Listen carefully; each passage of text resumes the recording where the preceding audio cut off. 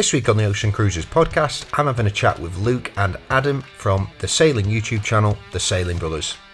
Luke and Adam are two brothers from Wales in the UK. Before they started the cruising journey, they both worked in logistics for supermarkets. They'd been living on boats before they started cruising and gained experience by circumnavigating the UK before they set off on their current trip. Prior to setting off on a larger voyage, they decided to upgrade to a larger sailboat and bought a Rival 34 from 1979 called Atlas. So far they've left the UK and sailed south to the Canaries, down to Cape Verde, across the Atlantic, headed north through the Caribbean and up the east coast and dropped anchor in New York City. If you want to follow Luke and Adam's journey, check out their YouTube channel, The Sailing Brothers, and if you want to support the podcast, take a look at our Patreon page. Enjoy the chat. So whereabouts in Wales are you from? Cardiff, South Wales. We grew up in Barry. Yeah. So and then Nice. Moved to Cardiff, and I got a job in Asda, and Adam got a job in Iceland doing deliveries. I was going to ask, was it two separate supermarkets that you were working in, or was it the same one or the same chain? So you were in Asda and you were in Iceland. Yes. Yeah. Both Asda's better. Right. Well, Luke always said that. I was going to say, who's the best employer? But we're doing similar roles, just driving vans around, delivering customers' food to people's doors and things. Yeah. Just delivering and shopping. So how long were you doing that for?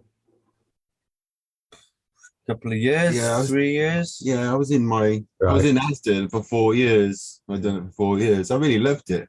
The best job I've ever had. Working in Asda. It's so nice there, friendly. Mate, I imagine it's just like a very chilled out job. Well, not in some ways. I imagine there's probably quite a lot of work involved, like physical work and stuff like that. But in terms of once you sign off, I suppose you just sign off and then you go home, and that's I think probably some of the nicest jobs you can get like that, where you just don't have to worry about stuff after you clock out. Yeah, that's it. Yeah, after you finish, you just go home and totally forget about it. You don't have to think about it anymore until you next go in. Yeah, no responsibility at all. Just make sure you deliver the shopping on time in the designated time slot. Yeah, I'm forgetting the words now. It's been so long, isn't it? Yeah. But it was really such a long time. Yeah. During COVID it was times, horrible. Everyone was trying to get shopping delivered to their houses because no one wanted to leave their house. Oh, it was super, super busy during COVID time. So we're working 50 hours a week, weren't we? Yeah, and people, it wasn't just the busyness, it was people that were ordering £200 to £500 worth of shopping. So they would we had totes, and then some people were ordering 20 boxes of food. It was such hard work and stressful. It was horrendous, really. Hated it. I was what did the supermarkets do during that period? Did they get external contractors to come in and help doing deliveries or something like that? Iceland did. Yeah. I think Asda didn't. We had extra vans in Iceland, and we were getting 0-hour contract workers to come in and drive the extra vans just to help out, because the load was just huge. Too much. Yeah, I imagine. So people weren't actually, because I wasn't in the UK for that. In Spain, you actually weren't allowed to leave your house.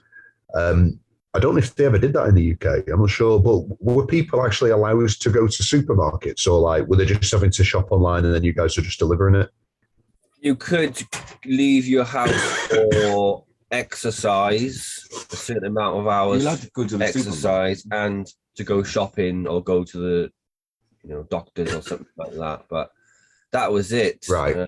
Most people were trying to work from home, but all the people working in retail, they just have to keep the country running, and they were going out and working crazy hours because retail was just rammed on it. Crazy times. Yeah, I bet that would have been crazy. Yeah. So it was working for Iceland and Asda that forced you to travel around the world. Pretty much. Yeah. It didn't start like that, did it? No, we started off. I think it was about maybe 10, 12, or maybe 15 years ago, Luke decided he wanted to buy a boat, a big boat. It was Hurley 22. Don't know if you've heard of them. Not heard of that, though. Yeah, Hurley 22, a long keel, little boat.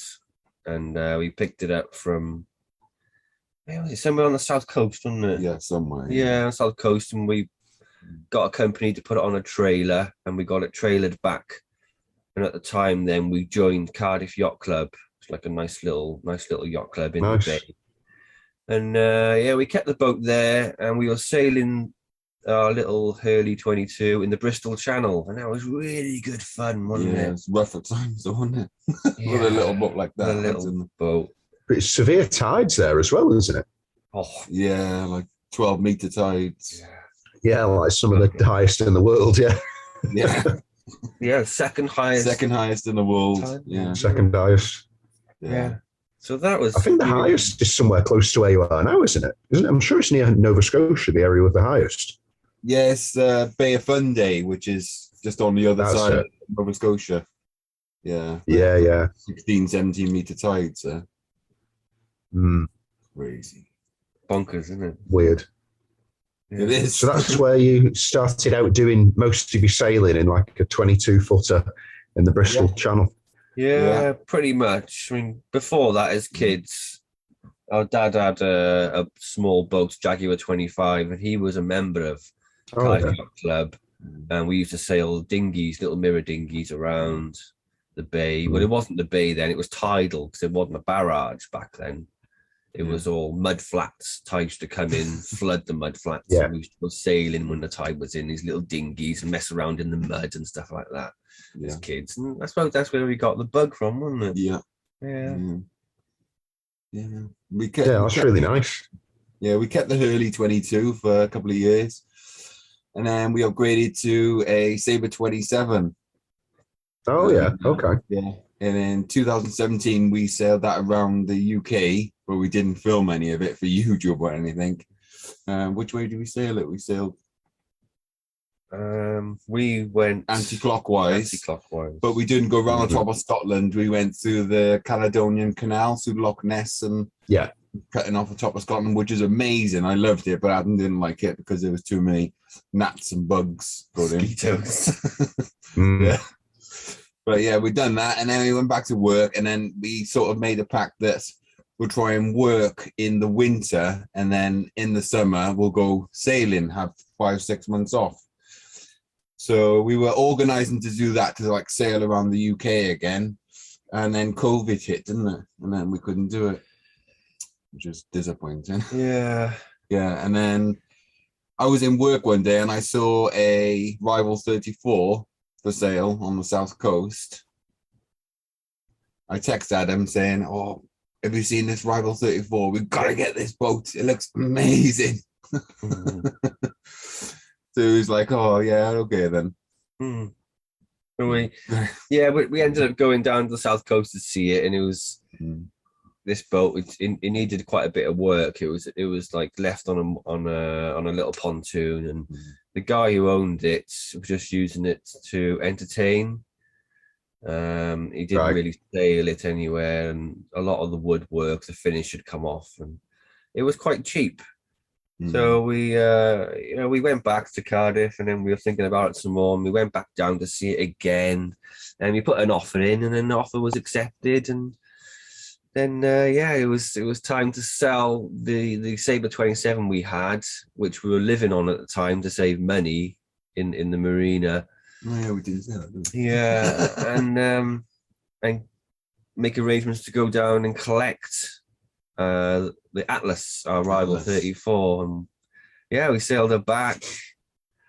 That was great fun, wasn't it? Sailing it back in nice bigger boats and seeing how she sails, how she handles, and we took her back to Cardiff Marina, and then we went to Penarth Marina and started living there on Atlas to save money, and then working in retail to save as much money as we can. And that's when we decided to sail around the UK again.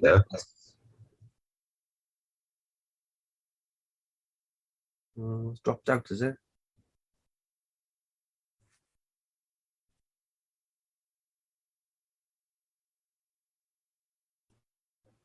and dropped out. Yeah. Yeah, Are you back?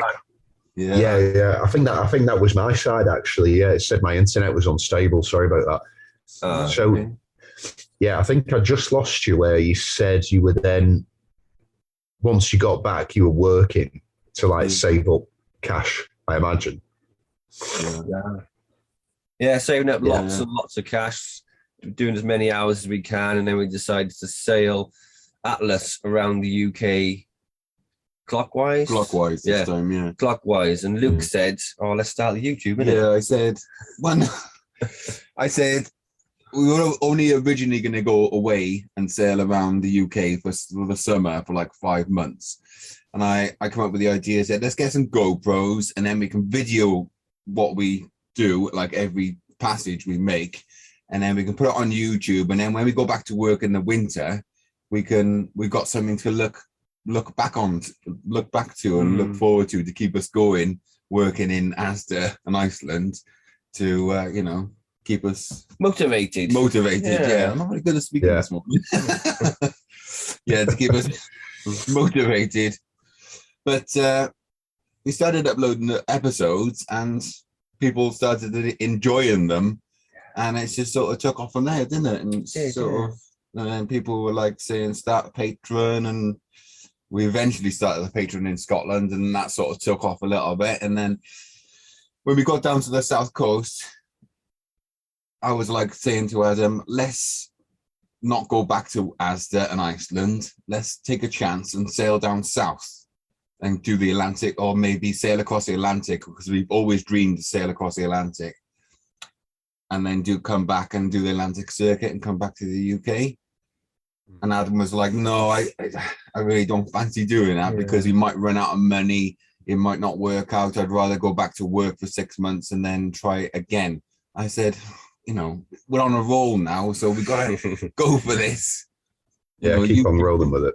Yeah, YouTube is going okay. So I eventually convinced Adam. We went back to Pembroke for a small refit and get like a new tender because ours was like falling apart. And we done some work, didn't we, on the rudder and changed the shoes on there. We do all the work ourselves. And we got back to Pembroke and we pulled the boat out of the water and the prop shaft, the stainless steel prop shaft was cracked, wasn't it? Yeah, it was split. It was like, is it open? Oh, no way. Yeah, it's like split in two. It looked the stress cracks in it. We managed to take the engine out of the boat and then we took the prop shaft off. You could hold it in your hand and twist both sides, and it was the whole thing. You could see the big cracks all down it. And the guy who owned the boatyard, the marine engineer, said, I don't know how you managed to sail around the UK and get back without losing your prop and your shaft on the way. Yeah, that sounds like it must have been moments away from just breaking to bits. Like you've literally just taken it out in time. Yeah, that's what he said. Yeah. So then we had to try and find an engineering company locally in Pembrokeshire. It was this Rudders Boatyard to make us a new prop shaft, and that was a bit of a mission. And then that delayed us, didn't it, by about 4 to 6 weeks? Yeah, we wanted to get going. Oh, no way. Yeah, because at the time it was September and it was the end of the season, and we were making plans to sail from Pembrokeshire all the way across the Bay of Biscay down to northern Spain, and we were running out of time. You can imagine when the October winds start and the southwesterlies really kick in and the winter storms start moving across the Biscay, it can get really bad. But it all worked out in the end, didn't it? Yeah, we sailed. Yeah. Left early October and sailed across the Bay of Biscay. Yeah. How come it was taking them so long to make a prop shaft? Was it like a weird diameter or a strange length or something? Like why was that taking 4 to 6 weeks? I think because it was Pembrokeshire. And just location, right? Okay. Yeah. Everything moves a little bit slower in Pembrokeshire, and everyone's a bit more chilled out, not liking. And there's not that many places to get things done there because it's a bit more rural and things like that. Right. Yeah. So your mission was like originally to sail around the UK in that boat when you got it, And then it was basically a random idea to just take it across the other side of the Atlantic. Yeah, Luke's idea. Yeah, it was totally random. Yeah. Yeah, that's pretty mad. Had you been thinking about that for a long time, or was it just like fed up one day? Okay, let's go to the other side of the world. Like we've always wanted to sail across the Atlantic. We never thought. Right. We never thought it would happen because we had basic jobs. We didn't. I don't know. We didn't have much confidence. It's just a dream, wasn't it? Yeah, it was just a dream to. I don't know. We never thought we'd do YouTube. We never thought I'd do any of this. It's just like from a year ago to how it is now, or 14 months ago to how it is now. Is our lives have totally changed, like crazily changed from going from just like normal people going to working in supermarkets with probably very little confidence and low self-esteem to people what we are now. We can, we've sailed across oceans and sailed so many beautiful places and met some incredible people. Yeah, the people we've met, and it's just incredibly changed our lives really for the better.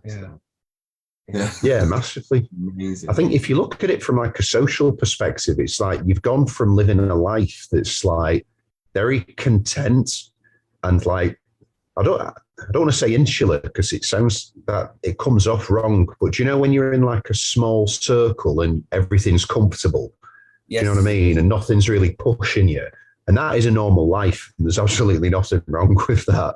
But like you've gone from that in a very short period of time to literally being like citizens of the planet, meeting everybody, your faces all over the internet. Do you know what I mean? Like it's such a dramatic change in lifestyle. It's insane. It's crazy how much it's changed so quick.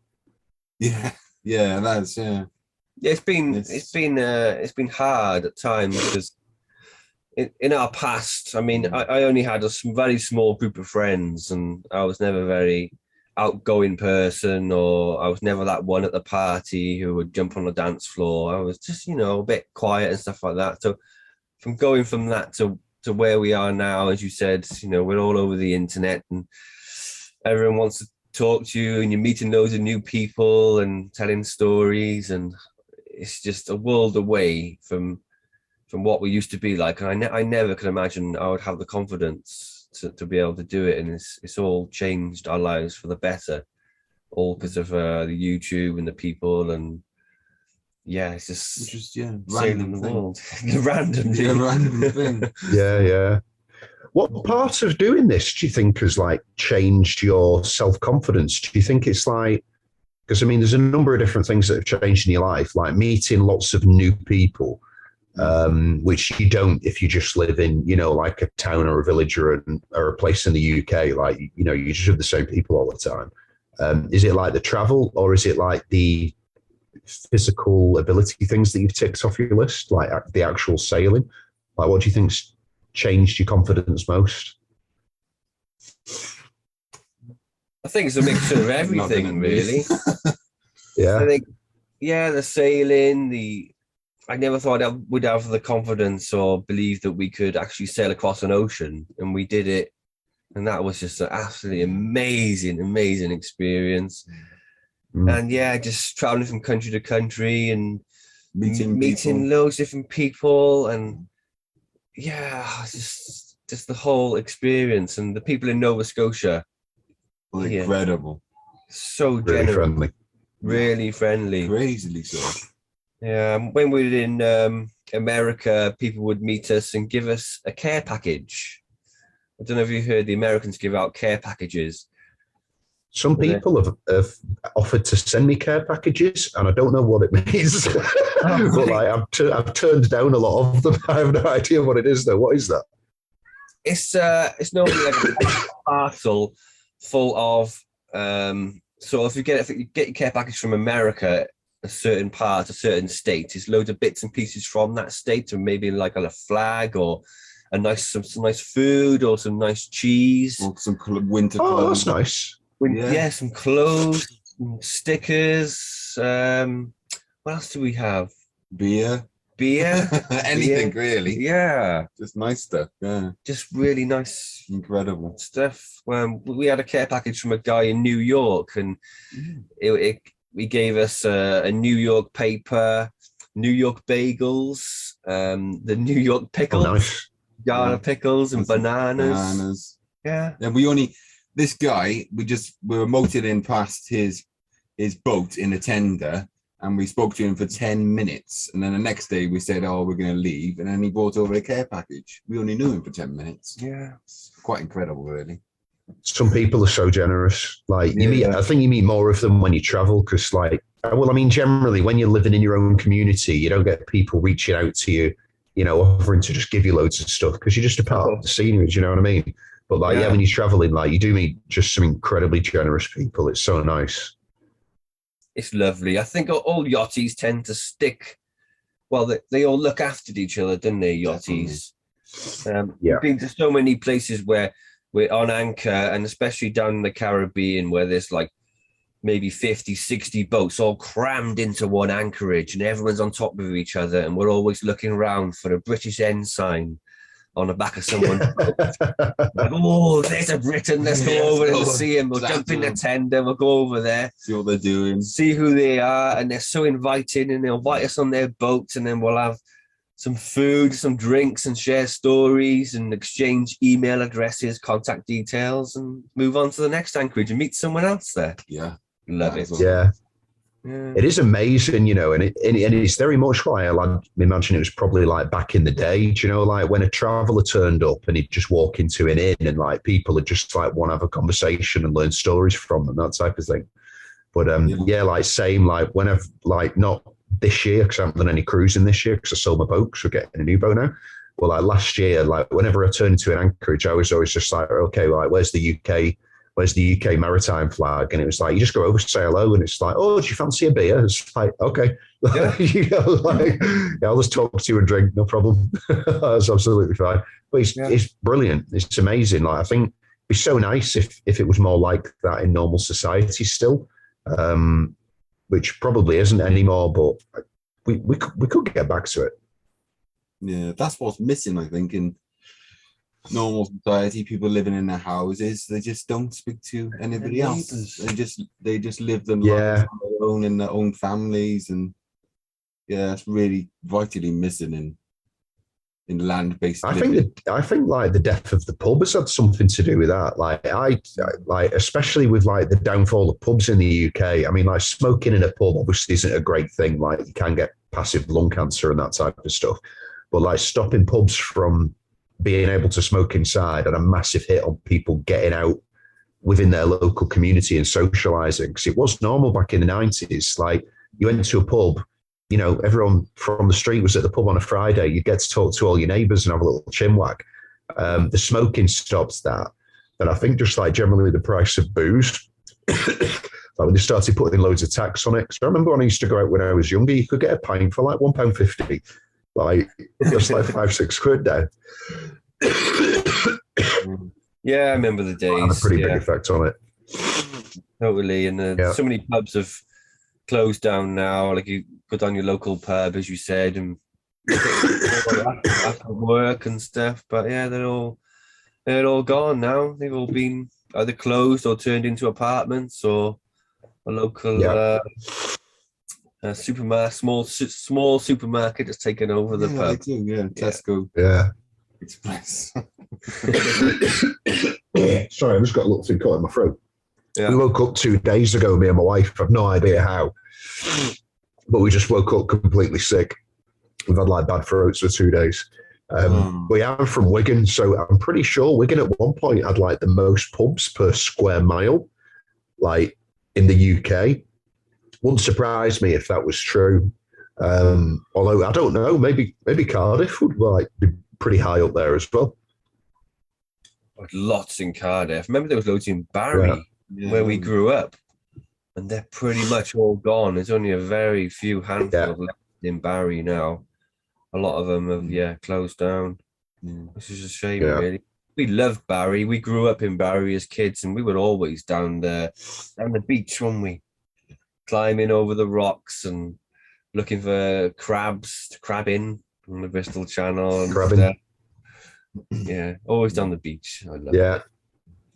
I remember I was there when I was a kid, and there was loads. We went down to one of the beaches where they were. I don't know if they were crabbing or if they were getting like little some things in shells, mussels or something. I don't know what they were, but people were picking up stuff off the rocks and all that. And we like found a massive starfish. So I remember I picked up this starfish and I put it in like a bucket and I tried to keep it alive. And, I mean, I don't want to say I killed it, but I do think I killed it by keeping it in a bucket for a little while. Yeah. I was only young, I didn't know. Like a pet. Yeah, for a pet for an hour, and then and I think it perished. Anyway, moving on. That makes me sound like a murderer. So, just, I mean, being brothers, have you always been close, or have you always like lived together or close to each other? Because like going from having independent lives to then like living in a 34-foot boat, that's like quite intense. But has it been normal? Like, have you always been close to the point where you don't mind sharing space? Yeah, we've always been close to brothers, haven't we? Really close. Yeah, we always said we should have been born as twins because we've been that right. But yeah, we've lived together quite a lot of our adult lives, but we've had our own separate flats. We've always lived like really close to each other, like within a couple of miles of each other, really. Yeah. Wasn't it? Yeah, we were really, really close as kids. We've done everything together as kids. We've got another brother, older brother, Andrew, and we all used to hang out together. But I think me and Luke were the closest. And yeah, we grew up and we sort of went our separate ways a little bit. I had my own flats. Luke had his flats. I had a partner. Then I had another partner who had a son.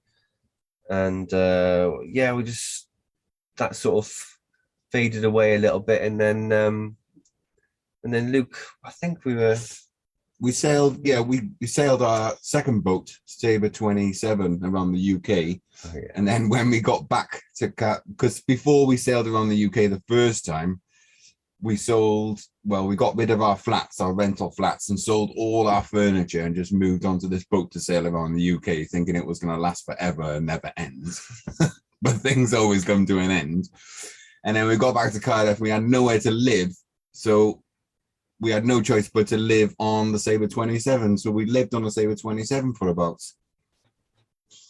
I don't know, about 2 years, wasn't it? 2 years. Yeah, about 2 years. Really cold, and that is really much smaller than this boat, the 34-foot boat. So I suppose we just got used to living in each other's pockets then. Yeah, definitely. Yeah. We've always been close, though. Yeah. I mean, up to what you were doing now, I mean, like traveling around the UK, that's something that you can do and take time off from. And, you know, if you ever wanted space or whatever, one of you can go back and work or one of you can stay on the boat, whatever it is. But like the decision to then take the boat like down and then across the Atlantic and back up, like that's like a whole nother level compared to what you were doing before, which was like sailing around Britain. Did you think about like, is this actually going to work? Are we going to get along? Or was there just no question there at all? No, I did think about it. I thought, what happens if we go off down south and it doesn't work? And, you know, what we're going to do, because we've got, you know, basically nowhere to live other than the boat, because this boat is our home. So I was thinking, like, once we were like in America or something, or wherever we are across the Atlantic, and it's not working, what do we do? We'll have to sail home and then sort of sell the boat. Yeah, it was always a concern, but it just seems to work out. Yeah, we do argue a little bit, a tiny bit now and again. I mean, it's not healthy not to argue and just keep feelings bottled up. Like now and again, I'll of course shout at Luke until I'm red in the face, and he'll shout at me, and then it's over. Then we've got it out, and it's done, isn't it? It's finished. Yeah, that's very rare, though. It is very rare. Very rare. Although we've only got a small boat, and these older boats, this rival, it's not very beamy, so it's not that big inside, but Luke's got his side of the boat, and I've got my side of the boat. So my side is a starboard side, and Luke's not allowed to sit here. Well, he is now. No. He is today, yeah. But I've got all my cupboards and all my personal belongings in this side of the boat, and Luke's got his stuff on that side of the boat. That's my side. So not allowed on my side. Yeah. So that helps separate things. And it sounds silly, doesn't it? It does sound silly. It does work. It does. Because you only. It does work, yeah. Yeah, you got your own personal space, and that is like my sitting bit. And if Adam sits on that side, I tell him to move because he's not allowed to sit on my side. He's going to sit on this side. So silly. Sounds so silly, doesn't it? Yeah. It does. So how did you both get on board with like crossing the Atlantic? Because obviously it was your idea, but Adam, you were like a bit more reserved about doing it. How did you convince him into doing that? I was a bit like, I've always been a bit more cautious. And the thing is, we left our jobs, but we were guaranteed our jobs to go back to once we'd finished the UK thing. That was the arrangement we had with our jobs. And Luke was like, I don't want to go back to work. I just want to make this work, isn't it? Yeah, why should we? Because I got the mentality that you should be, you're put on the earth, you're born, and then you should be not working all your lives. You should be adventuring and trying to live free as much as possible.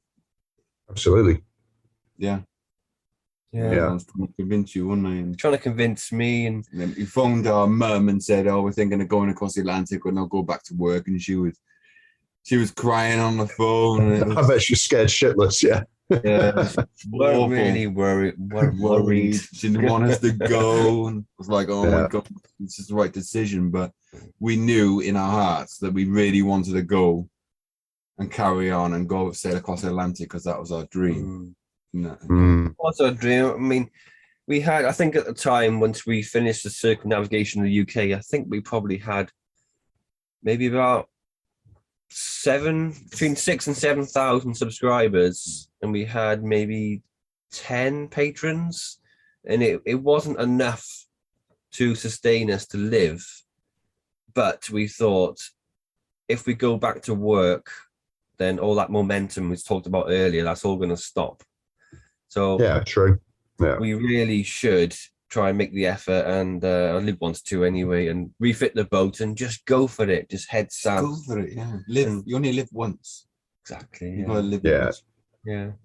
But it was you have to take risks as well, isn't it? Like it's risks that pay off. Playing it safe rarely does. So I mean, like Luke, that feeling you had, which was, you do need to take some risks and you need to leave and we need to go for it. Let's cross the Atlantic and all that type of stuff.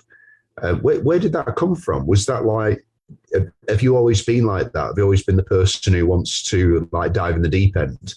Or is it specifically to sailing and like crossing the Atlantic and doing it all by boat? Or is it more your nature? That's a difficult one. You've always been there, haven't you? Yeah. Sorry, that was quite a tough question, I know. Has it always been with boats or no? Definitely with boats. Yeah, most of it has been with boats. I remember working my first job in Trophy Miniatures in Barry when I was like 18. I wanted to leave my job and go off down Three Cliffs Bay in Tenby and live in a tent on the beach. Just be free. It sounds crazy, but I just wanted to go down there and just live free and just live in the wild for a few months or a few years, just living down the beach on my own. It's crazy, isn't it? That sound mad. Just get away from just get away from the normal society. And then as I grew older, I just realized that how pointless it is. I know most people do it. I'm not, most people have to do it because they've got families and they've got bills to pay. But just working all your lives, and then you're allowed to have the weekends to a weekend off, and then you've got to go back to work again. And then the first time we sailed across the UK, we sailed from Cardiff to where was it? Porter's Head, and we went to Wetherspoons there. And I said to Adam, why don't we sail around the UK? And Adam was like, what? You can't sand sail around the UK. You're going mad. Don't be so silly. We had flats. Yeah. We had our own lives. We had furniture. We had jobs, full-time jobs. I think, Luke, you're absolutely nuts. Yeah. Yeah. I said, oh, which is a normal reaction, really. Yeah, totally. Yeah. I said, we should just go for it. We got no ties. We got no family. We got no kids. We got no like mortgages. We just got basic, like rubbish jobs, basically. But they were good jobs at the time. It's my best job ever.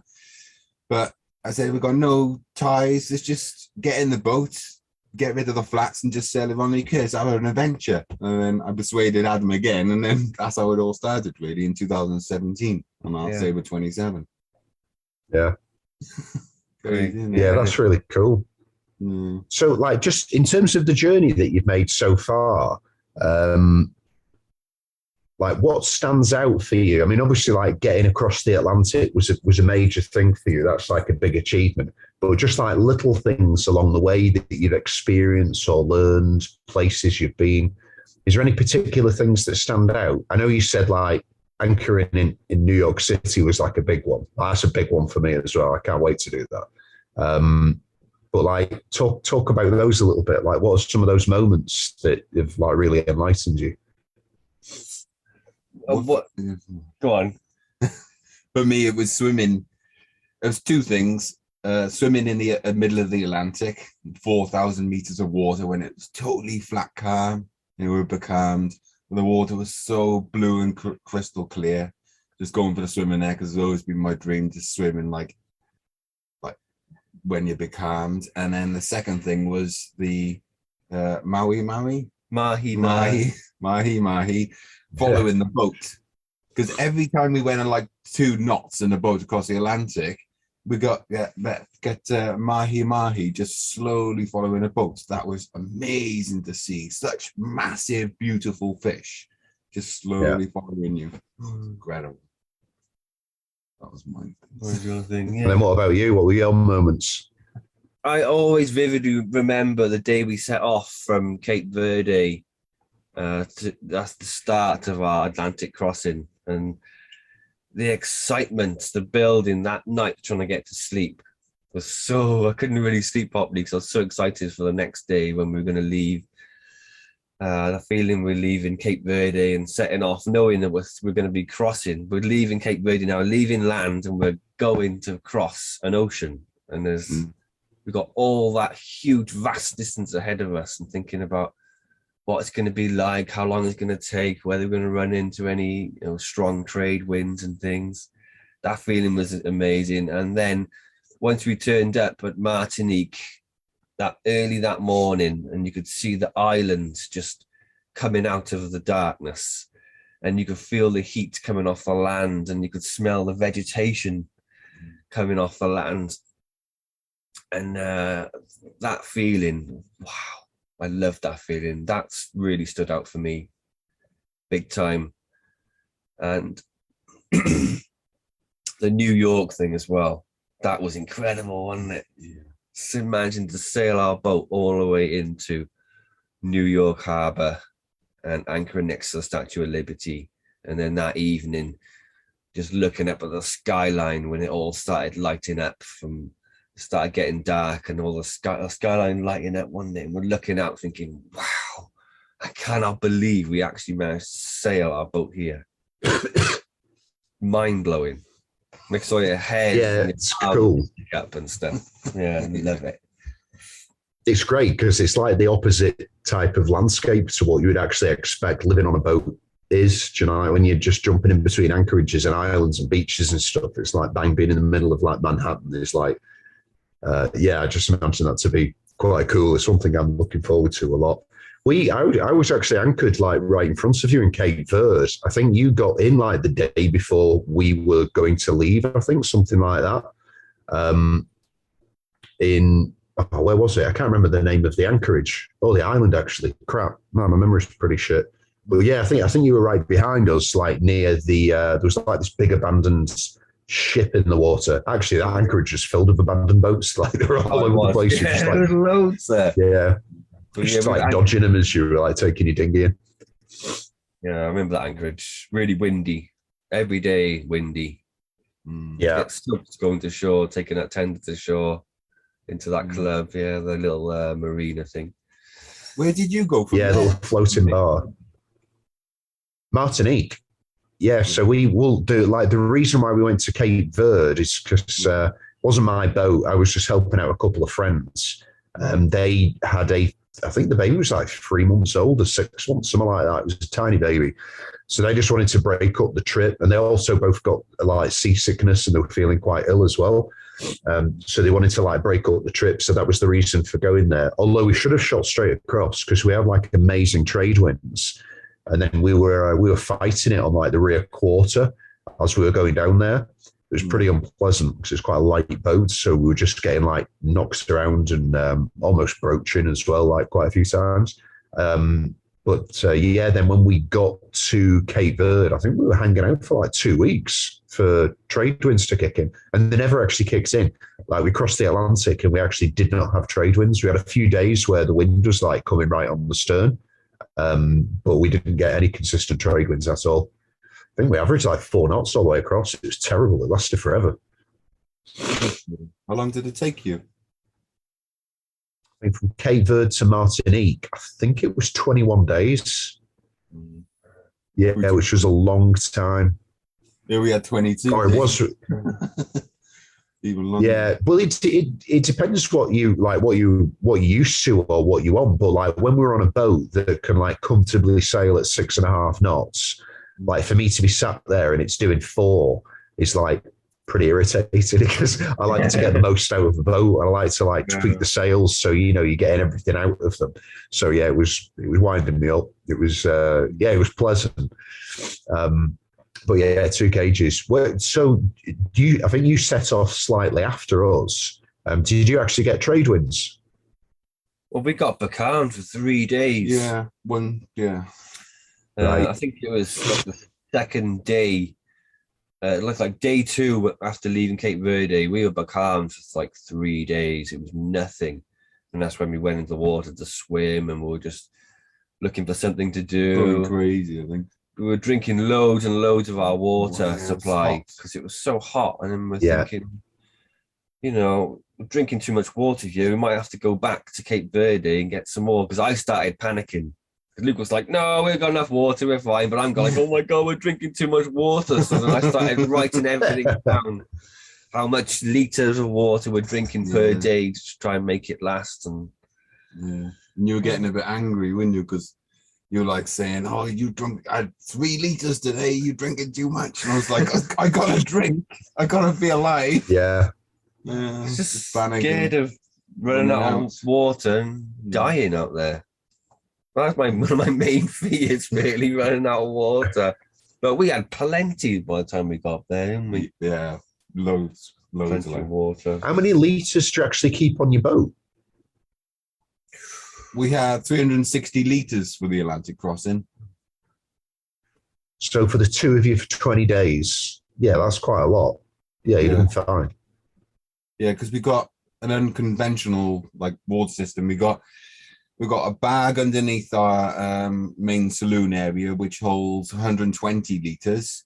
And then we got 3 barrels in the cockpits, which we just keep tied up. They have 75 litres. And then we got plastic water bag containers, the whole 10 litres each. And then we had a number of them and we just put them in different lockers and just try and distribute the weight around, isn't it? Yeah. To try and balance the boat. That's how we do it. Yeah, those little flexible transparent bags are actually brilliant. Do you know, just for taking to shore if you want to fill them up and bring 10 litres back to your boat or something. I got a bunch of those off Amazon and I used them a ton last summer. They were really handy. Yeah, that's where we got ours. Just bought a load, didn't we? Yeah, we bought a load. Yeah.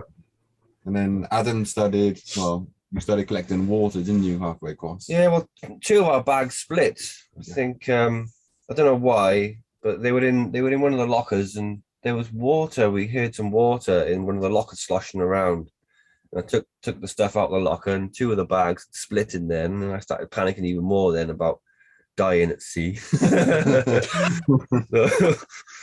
I started making use of the rain showers. As further we got out in the Atlantic, we had a few thunderstorms and more rain showers. So what I ended up doing was making a water catcher. I had one of the big, like 2-liter bottles. I cut the head off it and I turned it upside down and I put it on the boom next to the gooseneck on the boom, and I tied it there. And I connected it to a water bag, and every time it rains, the rain would rinse off the sail. Obviously, I'd rinse the sail first to get the salt off it, and then start collecting the water. It's amazing how much water you can collect that's running down off your mainsail, running down the boom into water bags. Only like a 10-minute shower, you could fill up catch 10 liters of water in 10 minutes. Amazing, wasn't it? Oh yeah, easy. Yeah. Yeah, that's really good. Yeah.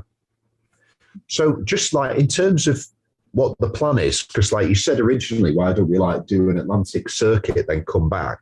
Is that still the idea? Because you've got momentum on your side. Do you not want to keep it going and like try and like head back down south, or do something a bit different? Like, what's the plan? Yeah, we're not. Our original plan was to go back to the UK, but we're not going back to the UK anymore. Mum's a bit gutted about that, but got to try and keep it going. We're going to sail in early October, which is a risk. We're going to get stuck in a gale. Well, we're bound to get stuck in a gale sooner or later. In early October, we're going to go from Nova Scotia, and we're going to try and sail from here to Guadalupe in one hit. So it's about 2,000 nautical miles. All right. Yeah, we want to miss out. What's it called? Bermuda? Because it's too expensive. It's like ridiculously expensive there. Yeah, it's very expensive. Yeah, and then we're going to head for the Panama Canal. And we're going to go through that, aren't we? We are. And then the plan. I'm not sure what we're doing yet then. We might go up the west coast against the trade winds of America, or we might just head straight across the Pacific Ocean, go to New Zealand and Australia and carry on around the world, basically. Wow. Like it really escalated from, just sailing around the UK to like sailing around the planet. Yeah, that's quite funny. And like this guy's just being like blagged into the whole thing, I imagine. Yeah, it's always Luke comes up with the ideas.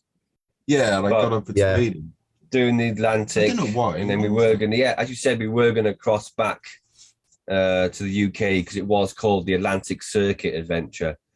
And then that was the idea. And then Luke said, no, I don't want to do that. I want to carry on. Let's go around the world instead. Oh, yeah, okay then. It's only a suggestion, no. I'm not forcing you to do this, but... No, but I want to do it. You can go back to Iceland if you want. No, I don't want to do that.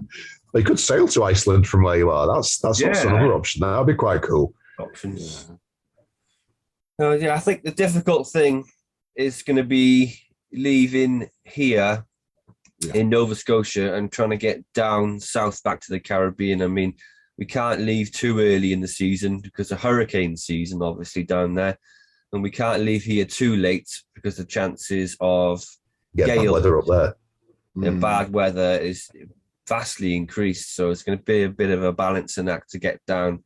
And as you know, the wind around here is like mainly west or southwesterlies against us. So I think we'll have to wait for a decent weather window. I think in the autumn around Canada, they do have decent northwesterlies. So we'll make use of that to try and get south as fast as we can near Bermuda and then pick up some of the trades to get all the way down there, isn't it? Yeah, we always study the pilot charts before making decisions. And in October, the pilot charts say the predominant wind is kind of northwesterly, isn't it, instead of southwesterly. So we're going to try and get that. And then the chances of hitting a gale from here to Bermuda, because they say as soon as you get to Bermuda and south of Bermuda, you're pretty safe. Well, you might run into a hurricane, but before here and Bermuda, there's about 4 to 5% chance that we're going to get stuck in a gale system. That's what the pilot charts say, but that's pretty low. yeah, it's all about looking at the weather and trying to find that. You need like 6 days. It's about 700 miles, so 6 days to get down there, and then we're going to be pretty safe. And if no hurricanes coming, we'll be fine. Yeah. But are you planning on sticking like quite close to the coast for that, or are you thinking of actually getting a bit offshore and then going south? Like, what's the plan? I don't know. Difficult one. we're not going to go next to the coast, do we? No, I don't think we're going Offshore. to go next to the coast. I mean, we have, even if bad weather comes, we haven't really got an option to go back into the USA because our 3-month visa ran out and you're not allowed to enter back into the US, and you can't renew your visa straight away. I mean, if you had to go back into the US because of bad weather, then they'd have to let you in. But I think we're going to be going straight down, isn't it? Yeah. Straight offshore. Head offshore. And we got a Garmin InReach Mini, and then we got 2 weather guys. We got a weather guy in Norway, and then we got David S. Wheatley in southern England. He's like a weather expert, he is. So if there's like low pressure systems coming in, he'll say, you know, this is where this tracking, get out of the way or head down with it or whatever, trying to get out of the way of it, basically. Isn't it? But very experienced, a weather guy, and it's nice to know that we got contact with people on land who give us weather, daily weather, and they can pretty much tell us if we need to turn to port or starboard, or just to get into the best weather conditions. And that's nice, isn't it? Really nice reassuring. Yeah, that's invaluable. Yeah, I mean, it's just having a different person's take on it when you're out there as well. Like, he doesn't necessarily need to be an expert, but just another sailor, even if they're just chiming in with like whatever their experience is, and give this a try or that a try. Are you planning on spending a bit of time in the Caribbean? Because you basically arrived and then sailed north. Are you planning on hanging around there for a bit, or are you thinking of like just going straight for Panama after that and crossing through? I think we're going to spend we want to do some island, because we've only done Martinique and Guadeloupe and British Virgin Islands. We're going to go back to Guadeloupe. Oh, we need to do the Bahamas. Yeah, it's American though. We can't get in. Oh, is it? Yeah. Like that. So it's the same visa for America that you need for the Bahamas? Yeah, it is. I didn't know that.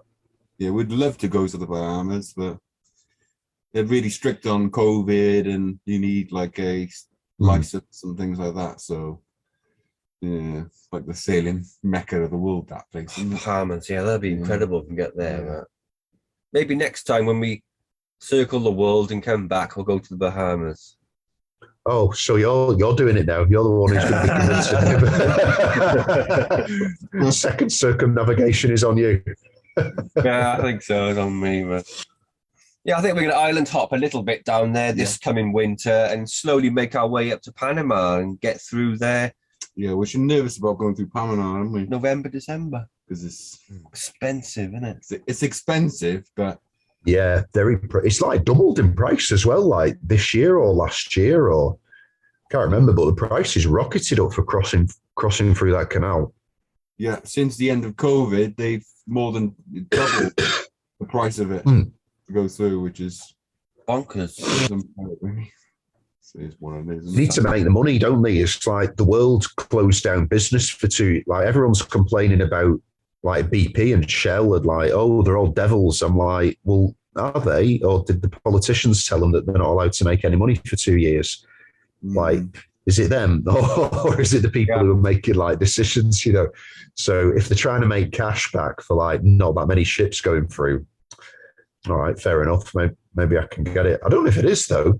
Have you calculated how much it's going to cost to take your boat through? Yeah.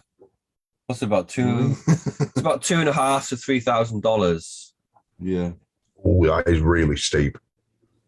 Yeah. Shocking. We did want to sail around the bottom that go down South Brazil, but we're not. Yeah. Can't do it now because Chile's still closed due to COVID, so we can't go up the coast. Yeah. Bit annoying, really. That's also a hell of a journey as well. Like taking on the Cape and going all the way down there. Like, it's going to have so much time. And just hard sailing, like that's going to have a lot of wear on your boat as well. Whereas just going through the Panama Canal, it's like pretty easy. So it's not exactly a challenge. You got people pulling you, like through the actual canal. So yeah, it's not that challenging. Yeah, it takes 3 days to get through Panama.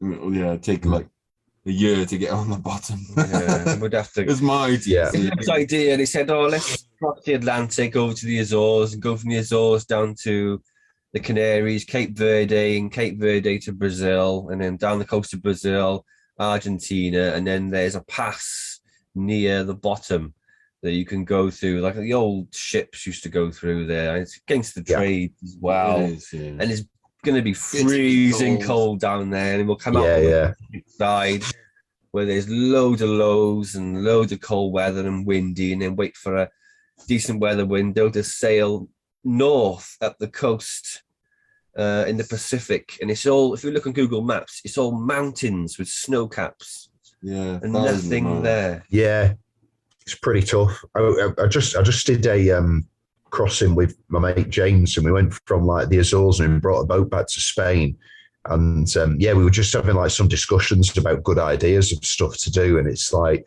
if you're going to like sail like round the coast of South America, you're not that far away from the Antarctic, and the conditions are pretty terrible. So it's like we were talking about like what would it take to do it, and I think it was like it's like a 600-mile passage or some 600 nautical mile passage, and then you pretty much like right down there. Like you'd have to love sailing and dangerous weather sailing to think about doing something like that, I think. I don't fancy it now. You put me on. No, you love long passages, don't you? You love being at sea, Luke does. Yeah, I love it. That was the attraction to it. Being so hard and being at sea and pushing ourselves to go down there and the breaking point to do it. Challenging. Yeah. I just like being at sea for long, isolated periods. Like crossing the Atlantic for 22 days, I loved it. It was just like so peaceful and away from everything, and I just just being proper survival and just relying on your own boats and everything. Really, I just loved it. Yeah, I did. Yeah, it's just a good time to think as well. Like, there's nothing pinging you. There's no emails coming through. It can give you like a really different perspective on some like dilemmas that you might have, where you just you've only got your thoughts, and if you've got someone around you who you can talk to, that's good. But otherwise, it's just you and your mind, which can be dangerous. But if you've got a few things you want to sort out, it can also be quite a good way to spend time. Exactly. Yeah, I don't know how these people sail solo across an ocean. I don't think I could do that. No, I know me. Yeah, it's like there's people who do it by themselves, and they do it with like, radars and equipment, and they've got the alarms, setups and AIS. And like, I respect that a hell of a lot. Having technology there with you, like, weather routers and all sorts, it does make it relatively safe, especially if you've got a boat that's set up quite well and you can see storms approaching. But like, there's people that do it with like no technology. Like, they will literally just do it in like a very old boat, no GPSs, no like radars or anything like that. And that's wild. By themselves doing that, like, that is next level stuff. I've got a lot of respect for that. Yeah. Any solo sailor is so hard. And to do all the sail changes yourself and all the watches yourself, it must be horrendous. I can't imagine doing that without a brother to do it with, or somebody else. I can't imagine that. Yeah. I think it just depends on your circumstances, doesn't it? Like, I think for a lot of people, trying to find somebody else who will sail around the world with you on a small boat is like, it's a pretty limited candidate pool to start off with, I'd expect. So like, you've got that, then finding someone who would do it, who you like just wouldn't want to kill, because being in such a small confined space, somebody could wind you up so much. Like, there's not many people who are up for that type of thing. So I think that's why a lot of people just end up doing it on their own. because it's pretty hard to find people who'd actually want to do it. Or you can take crew, like a lot of people do that. Like I've done podcasts with quite a few people who sail by themselves, but then when it comes to passages, they'll take on like a few crew members, that type of thing. I think I'd be up for that. But yeah, like me, the idea of me being on a boat for 20 days on my own with nothing but myself, that's horrible. I would hate it for me. I know I would not have a good time doing that. No, I would hate it. It'd be awful. Just be so lonely and just feel like, oh my God, I don't know. Just be horrible. No one to share your thoughts and feelings with, and the workload's going to be doubled, and it's a long time to be by yourself, isn't it? It's a long time. Yeah, it's tough. So like, just like looking ahead, because you've got a rough idea of the plan, like where you want to go and like the challenges that you want to take on. What are the next big moments that you think you're looking forward to, like arriving somewhere or achieving a certain type of thing? What do you think is going to tick the box next for you? Crossing the Pacific Ocean. Yeah. That's the next one. Yeah. Arriving in New Zealand. That would be amazing. Yeah, I think when we are going to cross, we're going to go probably from Panama to French Polynesia, which is, I believe, about 30 days maybe at sea. Yeah. That's going to be pretty special, being right in the center of the Pacific Ocean, surrounded by these volcanic islands. That's going to be amazing. Stunning. And when we leave there and make another long passage then over to New Zealand, isn't it? Yeah, New Zealand. That's going to be pretty special as well. We're so far from home. Looking forward to that. It's cool because it's like once you've done the Atlantic and you've done the Pacific, you've got like you've got some long passages, but you can kind of like coastal cruise the way back from that point. Not directly, but you've got a few passages, but you can like hop the way back. You've not got any 30 days, you know what I mean? Pending, lockdowns or whatever, I don't know. But like you've definitely taken on the biggest challenges that would be thrown at you in terms of passage making, I think.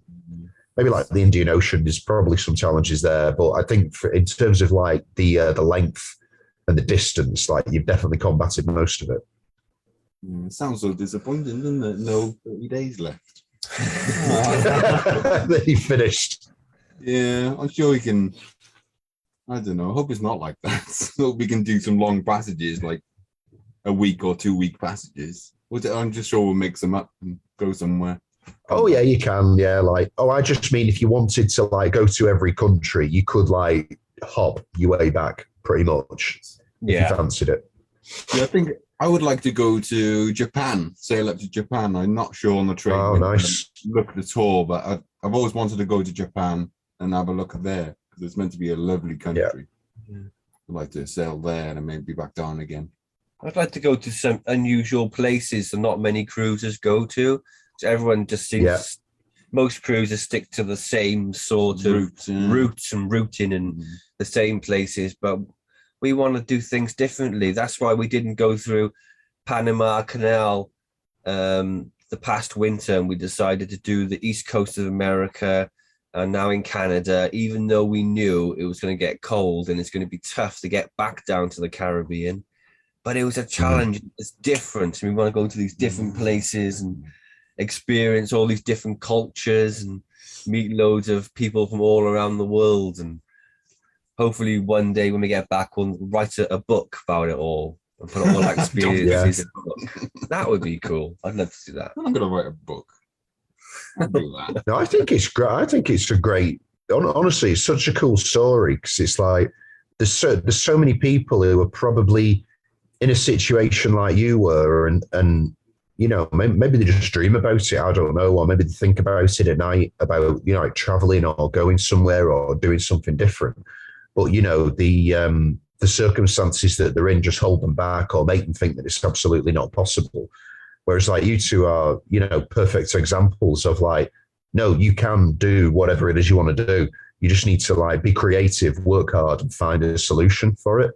I think it's a great example for people. Like you should give speeches and like, go motivate people to, do just travel, just go and do incredible things.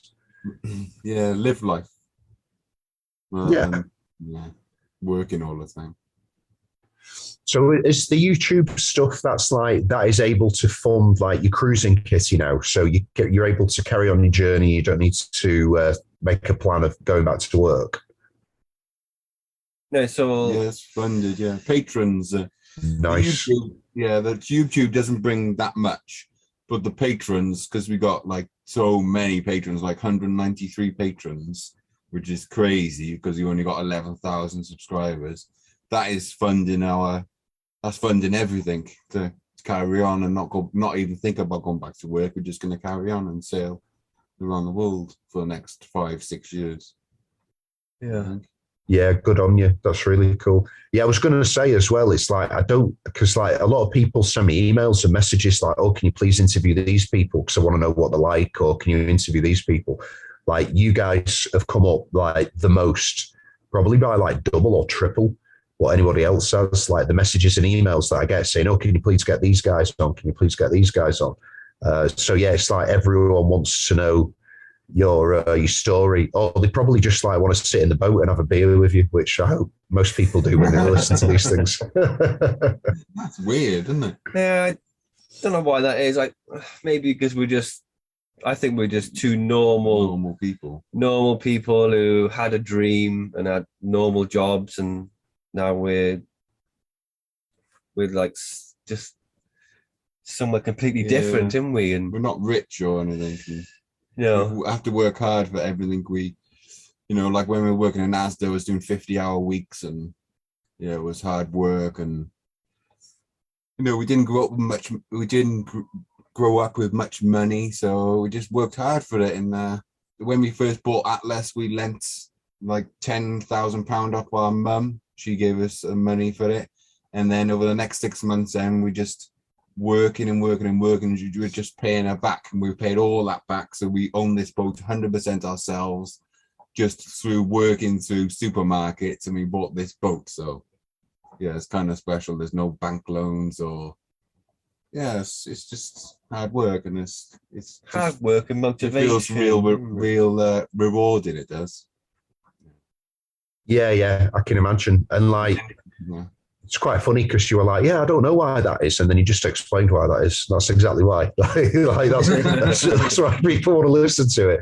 Because it's like, yeah, it's very humbling. And I think it's like, when you watch people cruising around on, big boats or fancy boats, or they've already made it in life and they've got cash or whatever, it's like, it's nice to watch, but it's a lot more inspiring when you see people similar to yourselves. Like I'm from a council estate in Wigan. So like for me, like listening to your story, it's like, two lads who, I used to work in Summerfield as well, which weren't a very good employer, but I won't go into the Summerfield days.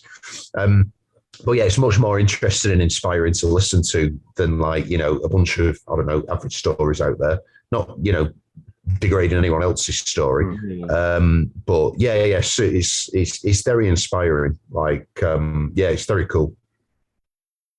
Yeah, it's nice to know, and we get so many messages and emails, and lots of messages from people who say that we've inspired them, and we inspire them so much that they've actually gone out and bought their very first boat. Yes, that's amazing. I love hearing that.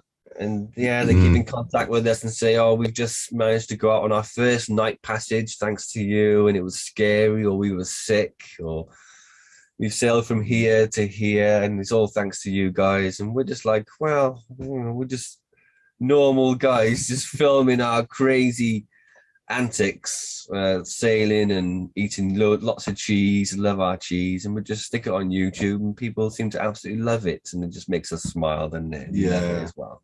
Yeah, it feels nice that people are going out and getting sailing. Like there was a guy in Asda I used to work with. He's gone out and he's now doing dinghy courses in Cardiff Bay, and he keeps on updating me how he's doing. And yeah, he's like started sailing, and he said he's absolutely loving it all because he's been watching the videos and he knew me from Asda. So Really. And our uncle started sailing as well. Yeah, Uncle Phil started dinghy sailing. Yeah. He's a retired motorcycle police officer, and he's just started dinghy sailing now, and he's absolutely loving it. And I think he's going to go in for his courses and get himself a small boat. Yes, it's fantastic. I love it. Brilliant. Yeah. Get people back out on the water and enjoy the beautiful ocean, and get the wind in the sails. There's nothing else like it, and the peacefulness. It's amazing. Really nice. Yeah. No, it's good. Like you're doing well, lads. So fair play to you, and you deserve it as well. So listen, thanks for taking the time to talk and for getting a little bit of your story out there. Like I know everybody will really appreciate it because loads of people have been asking me for it. So thanks so much for doing that, and I wish you the best. Yeah, thanks very much. Thanks for the opportunity. Yeah, I really, really appreciate it, mate. Yeah, thank you. Yeah, cool.